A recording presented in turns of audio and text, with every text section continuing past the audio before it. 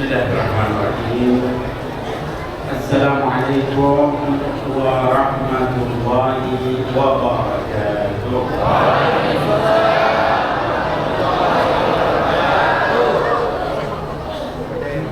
Alhamdulillah. Alhamdulillah alladzi anzala ala 'abdihi al-Qur'an liyakuna للعالمين نذيرا الذي أرسل رسوله شاهدا ومبشرا ونذيرا وداعيا إلى الله بإذنه وسراجا منيرا الذي ألف بين قلوبنا فأصبحنا بنعمته إخوانا. الصلاة والسلام على سيد المرسلين وعلى أمهات المؤمنين وعلى آل بيته الطيبين وعلى أصحابه المرضيين وعلينا ومن اتبعهم بإحسان إلى يوم الدين. آمين يا الله يا رب العالمين. أما بعد,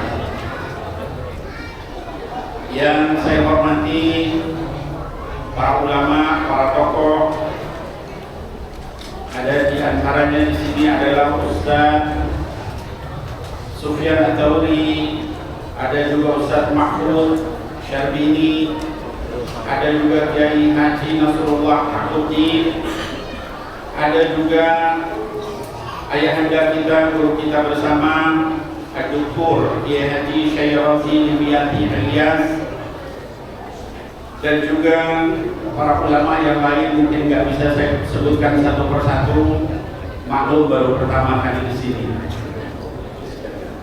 jadi belum kenal. Katanya tak kenal maka tak sayang. Mudah-mudahan udah kenal jadi sayang. Amin. Kemudian juga bapak-bapak, ibu-ibu, para pejabat yang hadir. Tadi disebutkan ada Dan Ramil, ada Kapolres, ada sekretaris camat dan seterusnya. Mudah-mudahan Allah Subhanahu wa taala memberikan taufik wal hidayah kepada kita semua. Juga umumnya kepada para jamaah Masjid Al-Mubarak, baik yang dari sini asli maupun juga yang datang dari berbagai daerah. Mudah-mudahan niat kita untuk menghadiri maulid dari manusia paling mulia di dunia maupun di akhirat, di bumi maupun di langit, yaitu Sayyidina Muhammad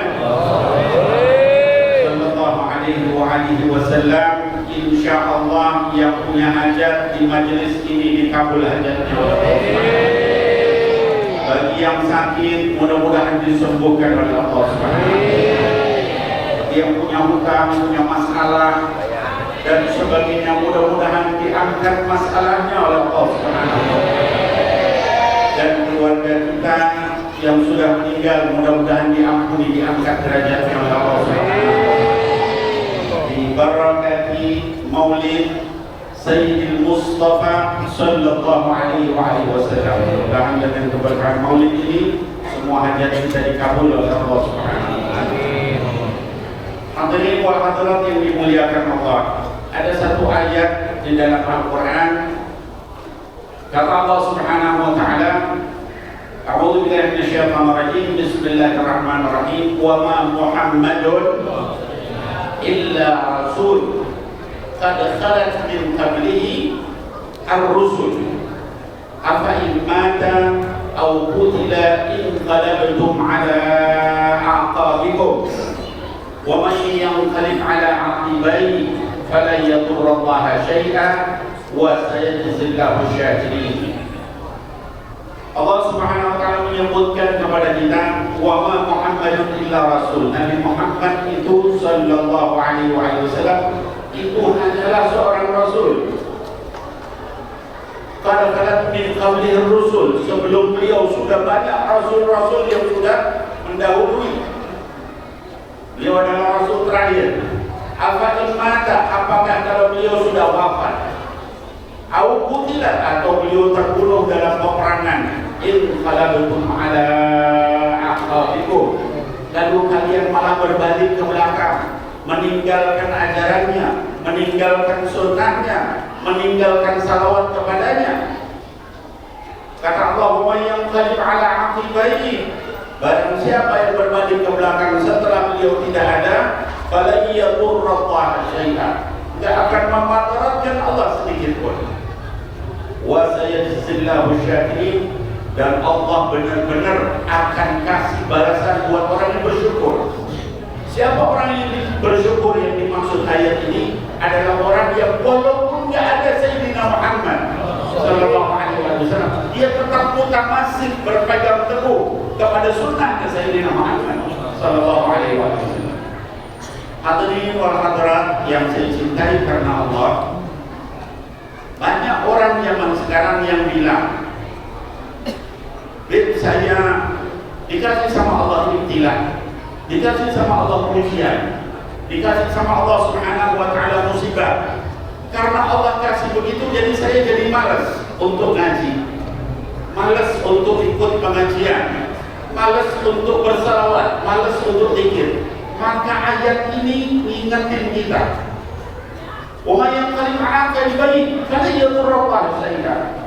Kalau kalian tidak mau berpegang sama sunnah Sayyidina Muhammad, itu tidak ada mudarat sedikit pun sama Allah. Allah tidak butuh kita, Allah tidak butuh Habib Nabil, tidak butuh kita semua, bahkan seluruh alam semesta ini. Kita yang butuh sama Allah subhanahu wa ta'ala. Ya. Kalau kita hitung nikmat Allah, nih kita dikasih cobaan, lalu kita sedih, kita bilang, kenapa Allah kasih kayak begini?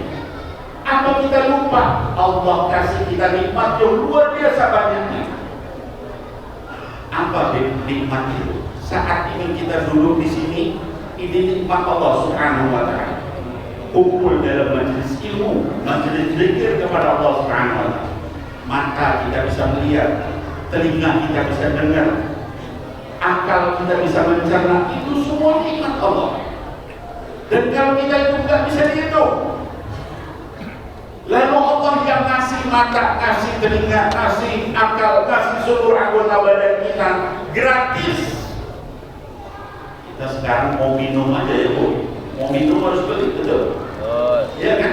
Air doang itu harus beli, ya Pak? Allah kasih semua ini, mata, badan, semua ini gratis, gak diminta bayaran. Allah hanya kasih kita satu buah cobaan, lalu marah kita. Lalu kita kemudian, kenapa Allah kayak begini? Saya sudah hadir majelis salawat, tapi kok dikasih cobaan? Inna lillahi wa inna ilaihi raji'un. Hadirin wal hadirat, anak-anakku sekalian yang saya cintai karena Allah, saya bilang anak-anakku karena umur saya ini sudah 60 tahunan. Ya. Orang sering bilang, "Dir, antum adiknya Habib Mundir ya." Alhamdulillah, awet muda, saya kakak. Saya kakaknya paling tua lagi, beda tahun sama Habib Mundir. Tapi kok yang itu Habib Mundir kelihatannya itu bagus lah. Saya awet muda, udah tua ya, udah punya cucu. Bapak Ibu sekalian. Jadi saya sering bilang anak-anakku sekalian, hadirin wal hadirat kaum muslimin muslimat, kalau ini supaya dalam maulid ini kita bawa pulang oleh-oleh.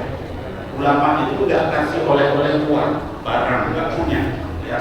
Tapi dia ngasih oleh-oleh ilmu, amal. Kalau kita amalkan, mudah-mudahan kita selamat. Ya. Apa kenikmatan yang Allah berikan kepada kita? Kata Allah subhanahu wa ta'ala di dalam Quran, jangankan kita beriman, muslim, muslimah, kita jadi manusia saja, orang kafir saja, itu dikasih sama Allah subhanahu wa ta'ala musibah. Laqad khalaqnal insana fi kabad, kata Allah. Sungguh Allah sudah menciptakan seluruh manusia ini. Bu, masih bersama saya Bu? Masih siang ini, jangan dipegang. Jadi, iya, kalau ibu-ibu jauh, saya dari Jakarta yang lebih jauh lagi. Jadi, Bapak Ibu sekalian, kita sekedar jadi manusia, orang non-muslim pun sama Allah dikasih kesuksesan. Orang non-muslim itu ada yang anaknya meninggal, betul nggak? Ada yang usahanya bangkrut, betul nggak? Sekedar jadi manusia saja itu fikabat, berada di dalam kesulitan. Itu sekedar jadi manusia. Kalau kita jadi orang beriman, nambah lagi ujiannya. A'udzu billahi minasyaitonir rajim. Bismillahirrahmanirrahim. Alif lam mim. Ahasiban nasa an yutraku an yaqulu amanna wa hum la yuftanun. Itu Allah yang bilang sama kita. Kata Allah, Alif lam mim. Apa manusia itu akan mengira dia dibiarkan begitu saja mengucap saya itu sudah beriman, amanah, wa hum la yuftanun, belum diturunkan cobaan sama mereka. Kita ngomong saya beriman, amanah, itu langsung turun cobaan dari Allah Subhanahu wa Ta'ala. Kalau kita imannya lebih tinggi, cobaannya juga lebih tinggi, lebih besar lagi. Kata Allah, walana biluwannakum bisyai'in minal ju' wal khawf wa naqsin minal amwal wal anfus wal thamarat. Kata Allah Subhanahu wa Ta'ala, dan benar-benar kami akan uji mereka dengan kekurangan harta. Ada nggak di sini yang punya hutang, nggak bisa bayar hutangnya, yang diusir dari kontrakan karena nggak punya uang, yang kemudian di PHK lalu nggak bisa kerja? Allah sudah janjiin itu di dalam Quran. Wa naqsin minal amwal, kamu nanti akan diuji kekurangan harta. Wal anfus, ada nggak di sini yang sakit? Ada yang stroke, ada yang cuci darah. Kata Allah, wal anfus, diri kamu juga nanti diuji dengan penyakit. Ya, wal thamarat, pertaniannya gagal, ya, kebunnya rusak, berasnya dimakan sama hama dan sebagainya. Itu semua Allah sudah sebutkan di dalam Quran. Itu akan diberikan sama orang yang beriman, kata Allah Subhanahu wa Ta'ala. Lalu terakhirnya kata Allah, wa basyiris sholihin, tapi beri kabar gembira kepada orang-orang yang sabar. Siapa mereka? Alladzina idza asabathum musibah qalu yaitu orang yang kalau sudah diturunkan musibah sama dia langsung merasa, ya saya ini kan milik Allah. Kalau kita milik Allah, kita berhak gak untuk ngurus diri kita? Ya, berhak gak kita untuk bilang gak mau saya dikasih cobaan? Kita milik siapa? Milik Allah. Wa inna ilaihi raji'un, dan kita nanti kembalinya kepada kalau sama Allah dikasih ujian,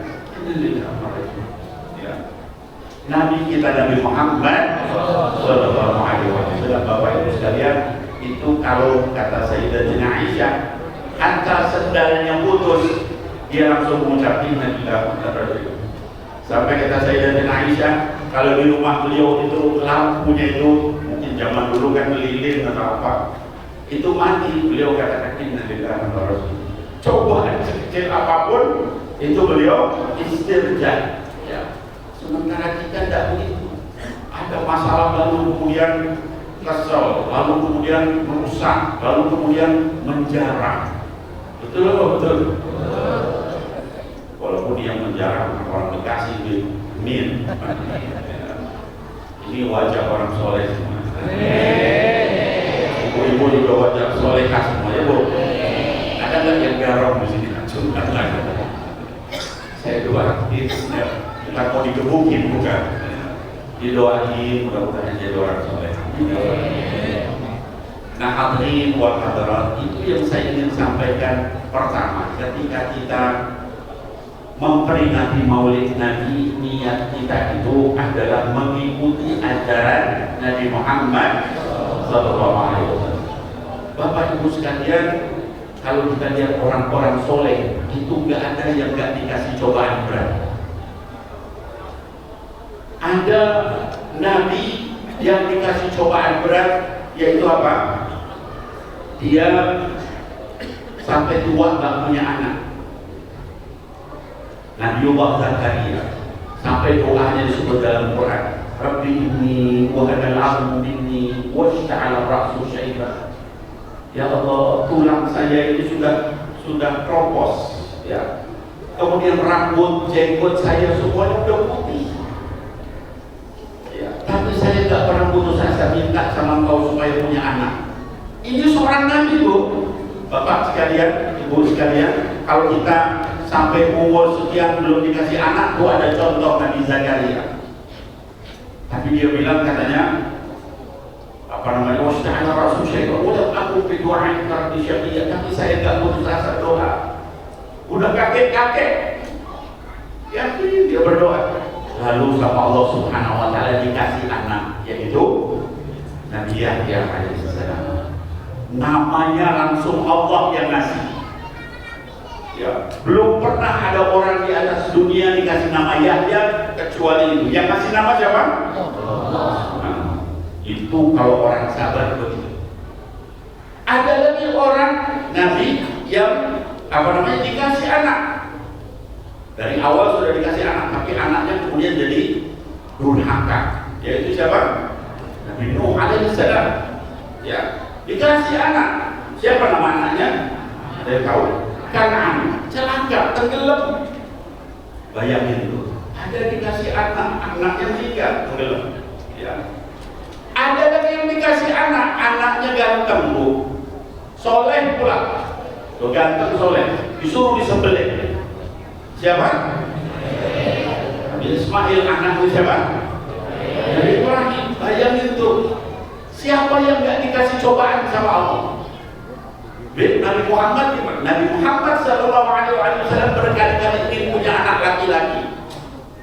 Dikasih sama Allah, kasih, meninggal. Minta lagi ya Allah, saya pengen punya anak laki-laki. Dikasih lagi, Abdullah, meninggal. Minta lagi sama Allah, ya Allah, saya pengen punya anak laki. Dikasih lagi yang ketiga, Ibrahim, meninggal. Meninggalnya masih kecil, tiga-tiganya. Sampai dikatakan ketika Ibrahim itu sakit, masih kecil, anaknya Nabi Muhammad yang ketiga itu laki-laki, namanya Ibrahim. Dipangku sama beliau, bayi itu sakaratul maut. Ya takak itu nafasnya hampir meninggal, ngalir air mata Nabi. Sahabat bilang, ya Rasulullah, mana ada? Wahai Rasulullah, kenapa Anda nangis? Bukankah kita harus sabar? Apa kata beliau? Hadihi rahmatun min indillah. Ini air mata ini adalah kasih sayang Allah yang Allah turunkan kepada hambanya yang penyayang. Mata saya boleh nangis, hati saya boleh sedih, tapi mulut saya demi Allah tidak akan berkata kecuali yang diridhoi oleh Allah. Yaitu apa? Inna lillahi. Jadi kalau karena Nabi aja kayak begitu, tidak apalagi kita ya Bapak Ibu sekalian. Ada lagi, saya dikasih cobaan nih. Apa? Istri saya nggak baik, selingkuh atau mungkin narkoba atau segala macam. Ya, kita lihat misalnya Nabi Lut alaihissalam, istrinya celaka. Wallahu matala lil ladzina kafaru imra'atan Nuhin wa imra'atan Lut. Contoh gembong-gembong wanita ahli neraka itu istri Nabi Nuh dan istri Nabi Lut. Cobaan, ya. Bukan kita aja yang diuji begitu. Ya. Ada lagi yang kebalikannya, istrinya solehah, ya, sering pengajian kayak ibu-ibu, ya. Suaminya jangankan ngaji, sholat aja kagak, ya. Bahkan nyekek botol terus kerjaannya, ya. Tahu nyekek botol? Orang Bekasi nggak tahu lah, ya. Na'udzubillah, cuma mabuk terus nggak sholat. Kita lihat apa namanya, Sayyidatina Asiyah binti Khuzai, istri dari siapa? Fir'aun. Istrinya luar biasa solehah, suaminya Fir'aun. La ilaha illallah Muhammadur Rasulullah. Jadi semua orang itu kalau soleh pasti diuji. diuji, dan ujiannya berat-berat. Ya. Ada lagi yang diuji dengan penyakit, siapa? Nabi Ayub alaihissalam. Ada lagi yang diuji dengan dipenjara, siapa? Nabi Yusuf alaihissalam. Semua. Ya. Yang saya bingung itu kalau ada orang Islam, lalu dia benar Islamnya, terus dia heran dia diuji. Nanya ke saya, Bim, saya ini udah hadir majelis, udah ikut zikir, salawat, kok malah Allah kasih seperti ini sama saya? Loh, kembali gitu ya. Justru makin kita soleh, ujiannya makin tinggi, makin berat ya.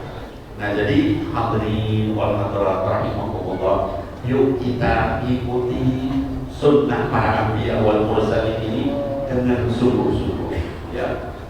Nabi kita Nabi Muhammad sallallahu alaihi wasallam yang kita peringati saat maulidnya itu ujian kesabarannya luar biasa ya. Dari kecil sudah yatim di dalam kandungan ibunya, bapaknya sudah nggak ada. Bapak ibu sekalian, ada nggak yang di sini yang yatim? Dari kecil acungkan tangannya. Kalau ada, kita bisa ikut Nabi Muhammad sallallahu alaihi wasallam. Habis itu apa berhenti sampai di situ ujiannya? Enggak. Lahir beliau, kemudian dibawa sama ibu susunya. Berapa lama? 5 tahun. Ya, oleh Tuwaibah, Halimatus Sa'diyah. Setelah itu si anak kecil ini dikembalikan sama ibunya. Baru dia setahun bersama ibu kandungnya. Ibu kandungnya meninggal. Dan yatim piatu. Habis itu apa? Tinggal sama kakeknya. Siapa? Abdul Muthalib. Habis itu 2 tahun kemudian meninggal lagi kakeknya. Yang bapaknya meninggal, anak yatim, bisa nyontoh beliau SAW. Yang ibunya meninggal, bisa nyontoh Nabi Muhammad SAW. Yang kakek atau neneknya meninggal, bisa nyontoh Nabi Muhammad SAW. Allahumma shalli ala Sayyidina Muhammad. Habis itu apa berhenti cobaannya? Saat lagi dakwah butuh pertolongan sama Allah, pamannya yang biasa membela beliau ya sebagai pejabat tinggi Quraisy diwafatkan sama Allah Subhanahu wa taala. Istrinya yang biasa mendanai dakwah beliau, bangsawan, orang kaya, ya, saudagar, wanita sukses, dipanggil sama Allah Subhanahu wa taala. Pamannya meninggal, istrinya meninggal di tahun yang sama. Dana dakwah nggak ada, yang melindungi nggak ada. Allahumma shalli ala Sayyidina Muhammad. Yang pamannya meninggal sedih, bisa nyontoh Nabi Muhammad SAW. Yang pasangannya, istri atau suaminya meninggal, bisa nyontoh Nabi Muhammad SAW. Sampai kata para ulama, hampir seluruh cobaan umatnya pernah dialami oleh Nabi Muhammad. Tadi saya katakan anak-anaknya laki-laki meninggal semua. Ini menunjukkan Bapak Ibu sekalian, hidup itu adalah menghadapi berbagai macam cobaan. Nanti kita sallallahu alaihi wasallam dicoba dengan berbagai masalah.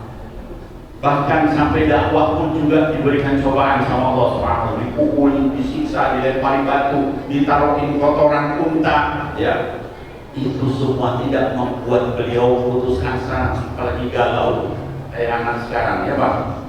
Anak sekarang gampang-gampang galau. Galau, stres, frustasi, gak ada Nabi kita sallallahu alaihi wasallam. Kita ikuti beliau sallallahu alaihi wasallam, maka kita akan tenang hidup kita. Hadirin wal hadirat yang dimuliakan Allah Subhanahu wa taala. Shallu ala Nabi. Ini baru nyeritain kesabaran itu, bab sabar. Belum ceritain yang lain. Yang kedua, Bapak Ibu sekalian, saya ingin sampaikan di sini adalah hendaknya kita menjadi orang yang rendah hati, tawadhu.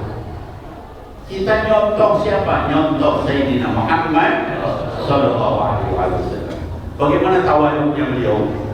Beliau ini, kita kalau misalnya jadi tokoh, jadi pejabat, ya, jangan suka flexing, ya. Yang sekarang banyak kasus sampai akhirnya jadi ribut satu negara. Ya betul. Gara-gara apa itu? Gara-gara pejabat yang flexing. Ini nasihat saya bukan untuk pejabat saja. untuk pejabat, untuk ulama, untuk habaib, untuk kiai, untuk orang-orang yang punya status di atas, jangan pernah menyombongkan diri. Ya, kita contoh Sayyidina Muhammad Sallallahu Alaihi Wasallam. Dalam satu hadis dikatakan beliau pernah naik unta berduaan dengan sahabatnya, boncengan dengan sahabatnya Sayyidina Muhammad. Ini padahal beliau seorang nabi yang kekuasaannya mencapai berbatasan dengan Persia dan Romawi. Tapi beliau tidak segan-segan untuk boncengan dengan santrinya. Lalu ketika di atas unta itu beliau bilang, ya Muhammad, atadri ma haqqullah 'alal 'ibad wa ma haqqul 'ibad 'ala Allah. Wahai Muhammad, tahu enggak kamu apa hak hamba?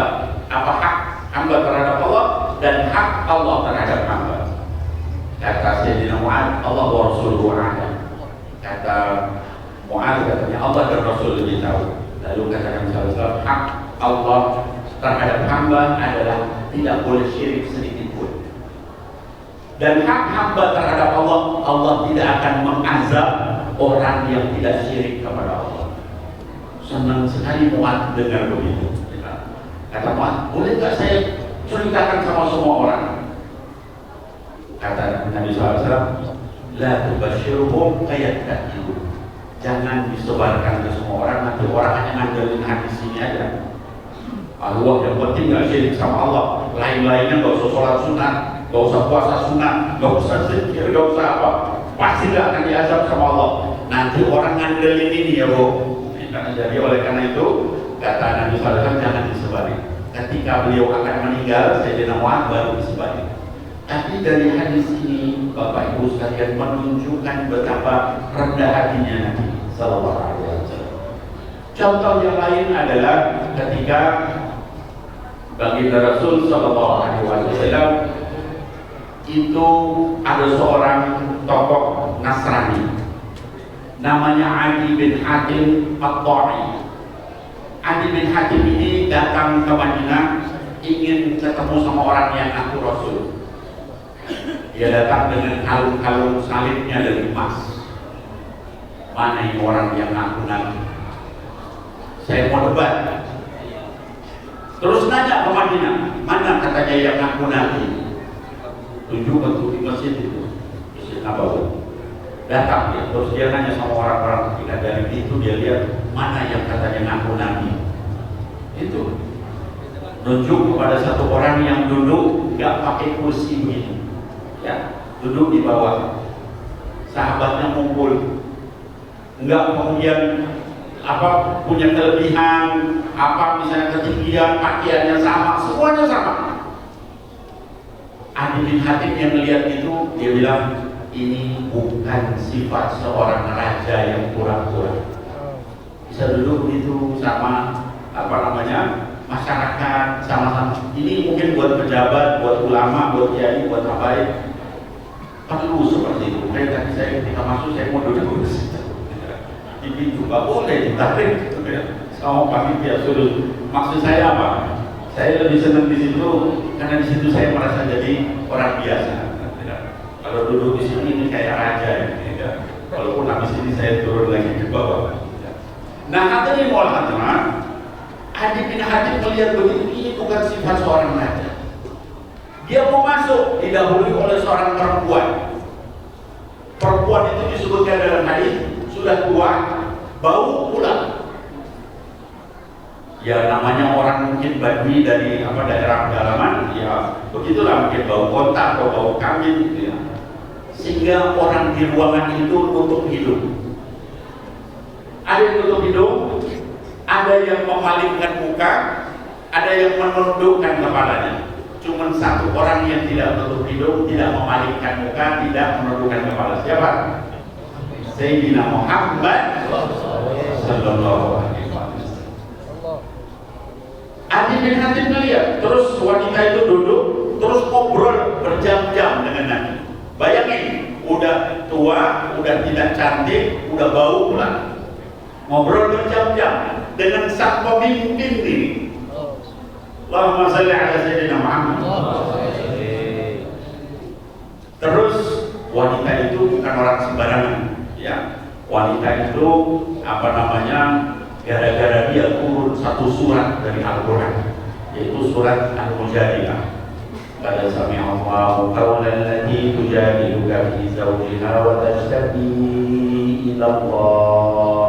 Itu surat itu turun tentang wanita yang buruk rupa dan Adi bin Hatim lihat perempuan udah tua, udah bau, orang-orang untuk hidup, ini malah beliau duduk ngadepi lama. Kata Adi bin Hatim, ini juga bukan sifat manusia biasa.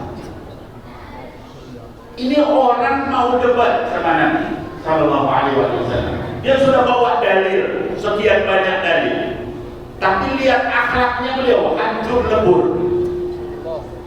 Ya, habis itu dia sudah kehilangan sebagian dari ini.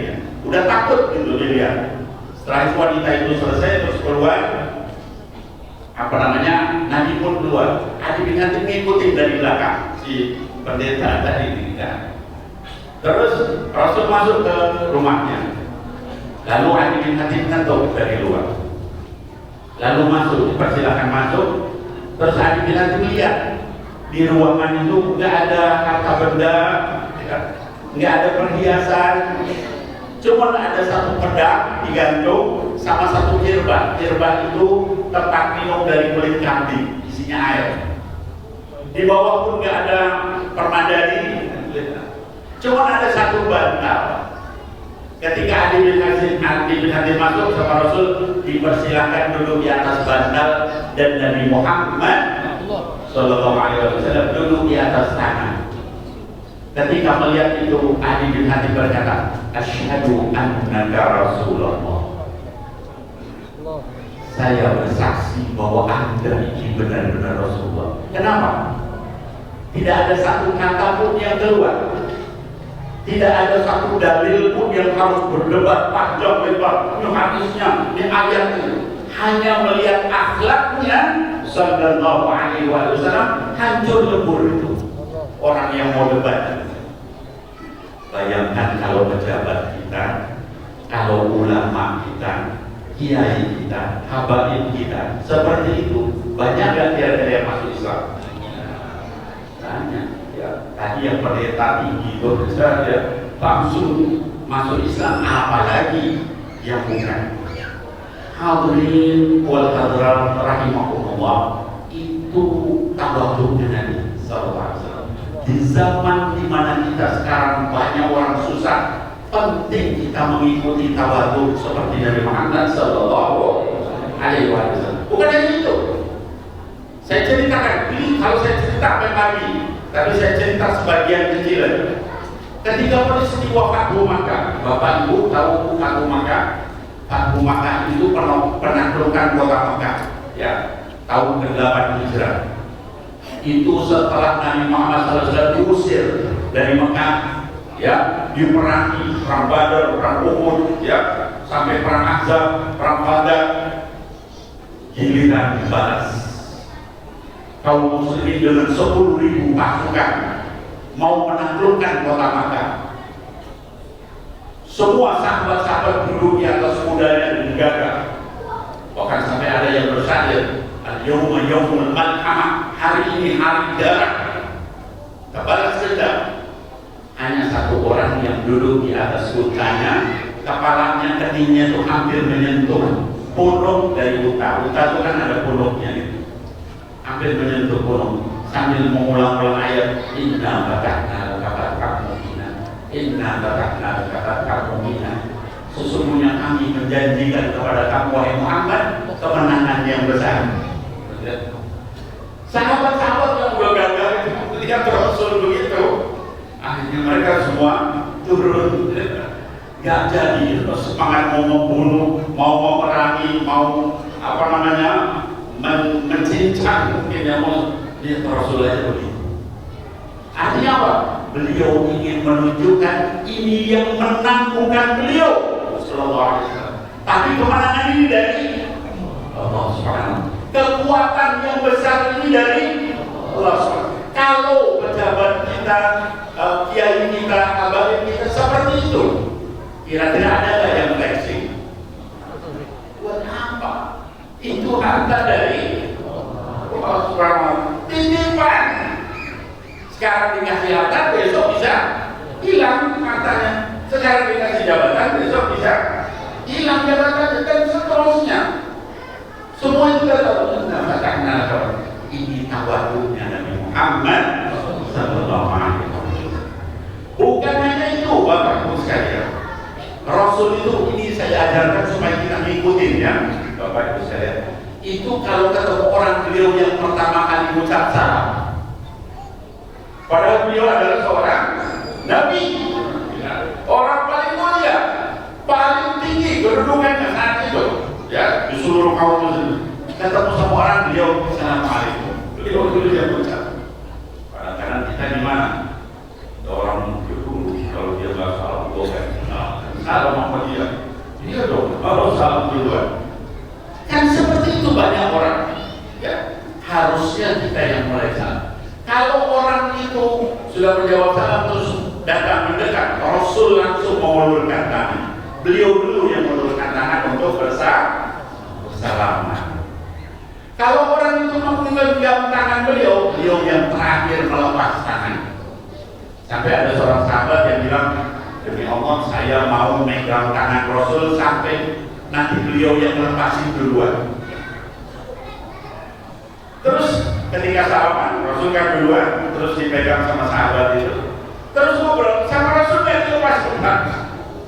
Udah lama-lama orang itu merasa jengah, malu. Jadi melepas duluan. Ya Allah, kalah saya sama Nabi Muhammad. Allahumma shalli ala sayyidina Muhammad. Bukan hanya itu Bapak Ibu sekalian, kalau dipanggil beliau itu nggak pernah noleh begitu. Tapi seluruh badan beliau yang noleh. Allahumma shalli ala sayyidina Muhammad. Begitu hormatnya sama orang lain. Kalau ngomong sama orang, mukanya nggak pernah berbalik.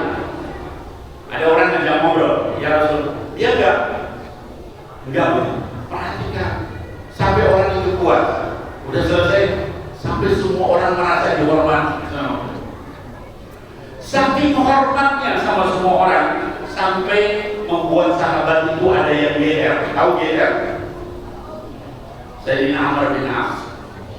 Kali waktu dia duduk sama Rasul, Rasul menghadapkan wajah, terus beliau senyum. Amr yang merasa menyukai Rasul hormat banget sama saya, dia mau nanya masalah syariat, masalah fikih, dia jadi berubah pertanyaannya.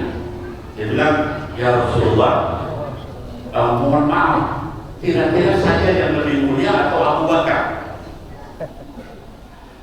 Saking dia GR, kok kayak dihormati banget sama Nabi. Nabi itu menghormati orang, tapi nggak pernah bohong. Ya, walaupun dia hormat, sambil senyum beliau menjawab, Abu Bakar. Belum hilang GR-nya, sahabatnya. Ya, nanya lagi, ya Rasulullah, saya yang lebih mulia atau Umar? Ada khairun atau Umar? Rasul senyum lagi, sambil menjawab lagi, Umar.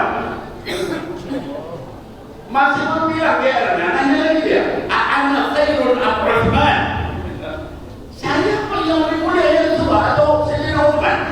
Jawabannya lagi sambil senyum, Uthman. Terus kata Amr bin As, setelah itu saya gak nanya lagi. Saya takut nyebutin semua sahabat, semua yang lebih mulia dari saya. Sallu ala Nabi. Sallu ala Nabi Muhammad. Allahumma salli. Hadirin wal hadirat, itulah tawaduknya. Sehingga semua sahabat merasa bahwa mereka yang paling mulia di hadapan Nabi. Apakah itu sahabat yang baru masuk Islam? Kita semua harusnya seperti itu. Ya, bukan kita pamerin kekayaan kita. Saya ini bukan hanya karena soal pejabat flexing ya. Saya bukan hanya pejabat, anti flexing. Siapa lagi? Saya itu sampai saya ngasih tahu sama istri saya, kalau makan apa jangan dipasang status gitu. Kenapa Bi? Kata istri saya, takut dia baca belum makan, gak punya makanan, kamu dosa. Kalau urusannya begitu jangan dipasang. Ya. bikin sakit hati orang, betul? Kita pergi dapat apa gitu yang indah-indah, kita hanya kepada kelompok yang sudah kenal sama kita aja, yang kenal semua orang, nanti orang sakit hati. Ya, bapak ibu beli mobil baru, paling tetangga dan apa yang baru, doang kemudian dipasang di Facebook. Karena orang itu ada yang melihatnya hasad, dan hasad itu merusak. Ya, saya diajari sama guru saya Habib Umar, ya bin Muhammad bin Habib. Kata beliau, kalau misalnya punya anak masih kecil, jangan dipasang fotonya. Ya, karena kalau dipasang nanti ada orang yang hasad, anak itu sakit atau celaka. Makanya kami kalau punya anak kecil itu nggak kita pasang sampai dia besar. Kalau mungkin dia di atas 5 tahun, 6 tahun, 7 tahun baru. Kalau masih kecil-kecil kan, ya. Nah, hadirin wal hadirat, yuk kita ikuti seperti itu. Ya, biasakan hidup itu apa, jangan nyakitin orang lain. Ya, kita tawadhu, kita rendah hati. Kenapa? Karena umur kita nggak lama. Ya, saya merasa dulu saya masih kecil, sekarang saya udah punya cucu. Adik saya udah duluan, kemudian bapak saya udah duluan, istri saya udah duluan, tinggal saya sendiri, ya sama anak-anak. Ya masih nunggu waktu. Mungkin hari ini, mungkin besok, mungkin lusa. Ya. Tapi kalau kita isi dengan kebaikan, dengan mengikuti Nabi Muhammad Sallallahu Alaihi Wasallam, kesabaran beliau ketika menerima ujian, rendah hatinya beliau. Saya belum menceritakan bagaimana kasih sayang beliau, bagaimana ibadahnya beliau Sallallahu Alaihi Wasallam, bagaimana dermawannya beliau Sallallahu Alaihi Wasallam, bagaimana keberanian beliau Sallallahu Alaihi Wasallam, bagaimana beliau sebagai seorang suami, bagaimana beliau sebagai seorang ayah, bagaimana beliau sebagai pemimpin, sebagai sahabat, sebagai tetangga. Ini kalau kita ikuti semua, Bapak Ibu sekalian, insya Allah kita tidak akan menjadi orang yang celaka di dalam hidup. Semua orang sayang sama kita, semua orang cinta sama kita. Kenapa? Karena kita mengikuti akhlak Sayyidina Muhammad Sallallahu Alaihi Wasallam. Hadirin wal hadirat, itulah sebenarnya hikmah dari kita mengikuti Maulid Nabi. Artinya pulang itu bahwa boleh-boleh, pulang itu berubah. Ya. Jangan sampai kita hadir acara Maulid berkali-kali, pulang apa? Tadi Habib tadi cerita apa? Wah, pokoknya rame. Apa yang rame? Dia nggak dengar soalnya. Ya. Apa tadi dia nggak tahu? Nah, hadirin wal hadirat, insya Allah yang seperti itu nggak terjadi di antara kita. Jadi kita semua adalah orang-orang yang insya Allah menghadiri Maulid ini dengan niat ngikutin akhlak beliau Sallallahu Alaihi Wasallam. Kita ngikutin juga tingkah laku beliau Sallallahu Alaihi Wasallam. Kita ngikutin juga perkataan beliau Sallallahu Alaihi Wasallam. Kita ngikutin cara berpakaian beliau Sallallahu Alaihi Wasallam dalam semua aspek kehidupan kita. Maka insya Allah kita termasuk kepada orang-orang yang tadi disebutkan, wa ma Muhammadun illa rasul. Kita mengikuti walaupun dia sudah ada, dan mudah-mudahan kita termasuk di dalam orang yang disebutkan dalam hadis, kata baginda Rasul SAW, alangkah kangennya saya ketemu dengan saudara-saudara saya. Kata para sahabat, bukankah kami saudaramu ya Rasulullah? Bukan. Bal antum ashabi, kalian ini cuma sahabat saya. Lalu siapa saudaraku? Saudaraku itu adalah orang-orang yang beriman kepadaku, mengikuti sunnahku walaupun belum pernah melihat aku. Siapa itu? Allahumma sholli ala sayyidina Muhammad. Mudah-mudahan kita diberikan keberkahan oleh Allah Subhanahu wa taala. Sayyidina Muhammad SAW. Mudah-mudahan hidup kita, tingkah laku kita, cara memandang kita, cara bicara kita, tingkah laku kita sehari-hari bisa mengikuti Sayyidina Muhammad SAW. Mudah-mudahan kita semua diberikan cahaya oleh Allah Subhanahu wa taala untuk mengikuti sunnah Sayyidina Muhammad SAW. Dan mudah-mudahan kita nanti meninggal juga dikumpulkan bersama Sayyidina Muhammad SAW. Mudah-mudahan anak istri kita, suami kita mengikuti sunnah Sayyidina Muhammad SAW. Dan mudah-mudahan nanti kita semua adalah pendukung Imam Mahdi. Amin ya Allah ya Rabbal Alamin. Bukan pendukung Dajjal. Amin ya Allah ya Rabbal Alamin. kita semua Bapak Ibu sekalian bisa ikuti sunnah Sayyidina Muhammad, karena waktu ini sudah dekat dengan kiamat. Ya, tanda-tanda kiamat sudah mulai bermunculan di mana-mana, tinggal tanda kiamat kubro. Ya, mungkin sebentar lagi, tak berapa waktu lagi, anak cucu kita mungkin menemui hari kiamat, alhamdulillah, tapi yang penting kita menyiapkan mereka. Dari sekarang ini pendukung Dajjal sudah kelihatan, dukung Israel, ya. Atau orang Muslim ada yang begitu, ya, nggak jelas bagaimana pikirannya. Tapi yang dukung Imam Mahdi, dukung Palestina juga banyak, ya. Bahkan orang kafir banyak dukung Palestina. Dunia ini nanti akan terbagi, ya. Pendukung Imam Mahdi dan pendukung Dajjal. Nah, tinggal kita berada di mana. Mudah-mudahan kita semua diberikan keberkahan, tauhid walhidayah wa ta'ala, diselamatkan seluruh turunan kita mengikuti sunnah Sayyidina Muhammad SAW. Saya kira begitu Bapak Ibu sekalian yang bisa saya sampaikan. Nafa'ani wa iyyakum, mudah-mudahan bermanfaat buat saya dan kita sekalian. Ba'du qawli hadza wa astaghfirullah li wa lakum. Billahi taufiq wal hidayah. Assalamualaikum warahmatullahi wabarakatuh. Sallu